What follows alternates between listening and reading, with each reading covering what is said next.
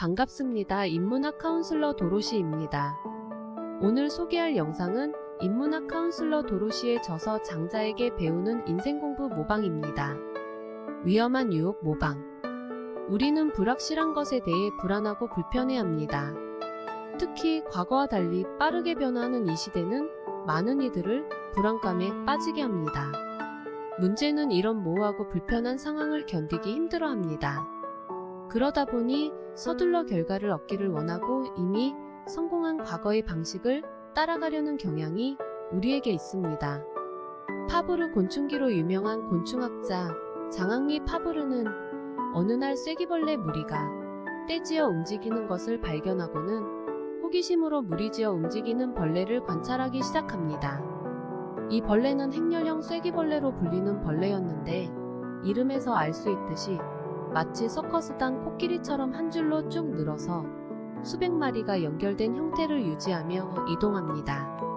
파브르는 이 벌레를 보면서 호기심과 장난기가 발동했습니다. 앞선 벌레를 뒤따라가는 벌레의 행동을 보고는 맨 앞에서 움직이는 벌레를 둥근 원으로 움직이게 하면 어떨까 하는 마음에 움직임이 있는 중심에 항아리를 늘어놓았습니다. 그리고 선두에 선벌레를 항아리를 돌게 했더니 이 쐐기벌레들은 6일이 지나도록 항아리 주위를 돌고 돌았습니다. 결국에는 굶주린 쐐기벌레들이 지쳐서 쓰러지고 겨우 두세 마리가 살아남았습니다. 파브르는 그 실험을 이렇게 묘사했습니다.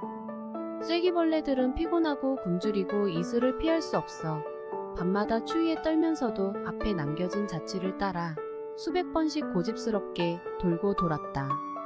이것은 쐐기벌레들에게 그 일을 그만둘 수 있는 초보적인 판단력조차 결여되어 있기 때문이다. 두 가지 모방. 모방에는 두 가지 방식이 있습니다. 하나는 자신의 생각을 반영하지 않고 무조건 베끼기 방식의 모방이 있고, 다른 하나는 따라하되 자신의 창의력을 결합하는 지능형 모방, 혁신적 모방이 있습니다. 경영학의 대가 피터 드러커는 이를 혁신적 모방 전략으로 부르며 다른 사람의 성공을 기초로 해서 재창조하는 과정이라고 새롭게 정의했습니다. 불안감이 커지고 기술의 변화가 빠를수록 베끼기 방식의 모방을 조심해야 합니다. 쉬운 게 좋은 것의 동의어가 아니듯 눈에 보이는 방식이 아니라 변화를 주도하는 변화의 줄기를 이해해야 합니다.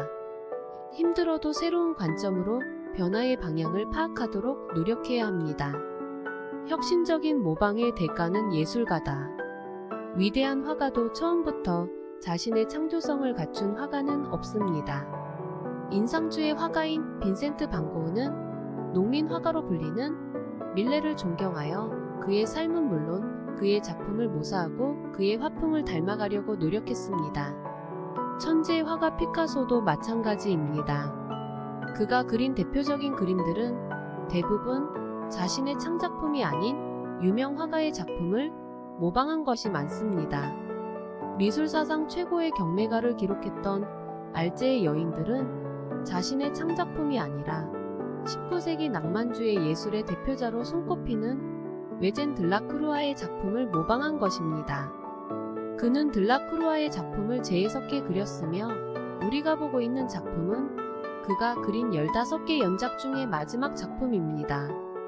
원작을 모방만 한 것이 아니라 해석과 재해석을 반복해서 그린 새로운 창작이었습니다. 격변기에는 모방이 아닌 통찰력이 필요하다. 장자 천운편에 소개된 모방에 관한 이야기가 있습니다. 옛날 서신은 가슴앓이 병이 있어 마을을 오갈 때 자주 얼굴을 찡그렸다. 그 마을의 추녀가 이를 보고 아름답다고 여겨 집으로 돌아온 후 가슴을 부여잡고 마을 사람들 앞에서 얼굴을 찡그리고 다녔다. 마을의 부자들은 그것을 보고는 문을 걸어 잠근 후 밖으로 나오려 하지 않았고, 마을의 가난한 사람들은 그것을 보고는 처자식의 손을 이끌고 황급히 그 마을을 떠나버렸다. 그 추녀는 서시의 찡그린 얼굴이 아름다운 것만 알았지 그 까닭을 몰랐던 것이다. 앞서 소개한 글이 동시호빈 의 고사성어인데, 동시가 서시의 찡그린 얼굴을 따라하다가 더욱 추녀가 되었다는 고사성어입니다. 본문은 공자 이야기로 시작합니다. 공자가 처음으로 유세를 하기 위해 들른 나라가 바로 서쪽 위나라였는데 여기서 공자의 제자인 안영과 사금이 나눈 대화입니다. 안영과 사금은 공자의 유세를 탐탁치 않게 생각하고 있었던 차에 다음과 같이 이야기합니다. 물은 물 위로 갈 때는 배를 타느니만 못하고 땅 위를 갈 때는 수레를 타느니만 못하다. 배가 물 위에서 갈 수 있다고 해서 그것을 땅 위에서 밀고 가려 한다면 죽을 때까지 할지라도 얼마 가지 못할 것이다. 옛날과 지금의 차이는 물과 무태 차이가 아니겠으며 주나라와 노나라의 문화 차이는 배와 술의 차이가 아니겠는가?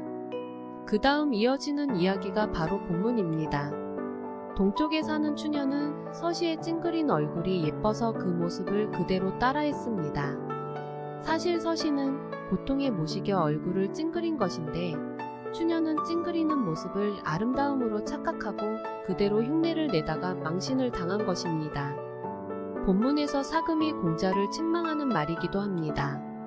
사금이 볼 때 공자는 시대가 변하고 문물이 변했음에도 이런 시대의 변화를 읽지 못하고 과거를 그대로 답습한 인물로 평가하고 있습니다. 모방이 한때 중요한 때가 있었습니다.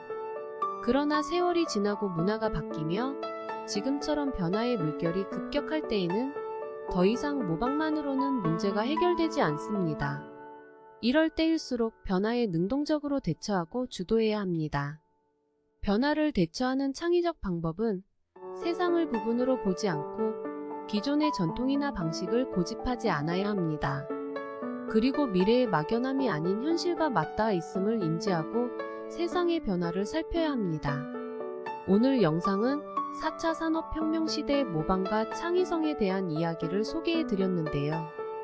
오늘 영상으로 자신의 길을 나아가는 데 힘이 되셨다면 좋아요와 구독 부탁드려요. 인문학 카운슬러 도로시 다음 영상으로 돌아오겠습니다.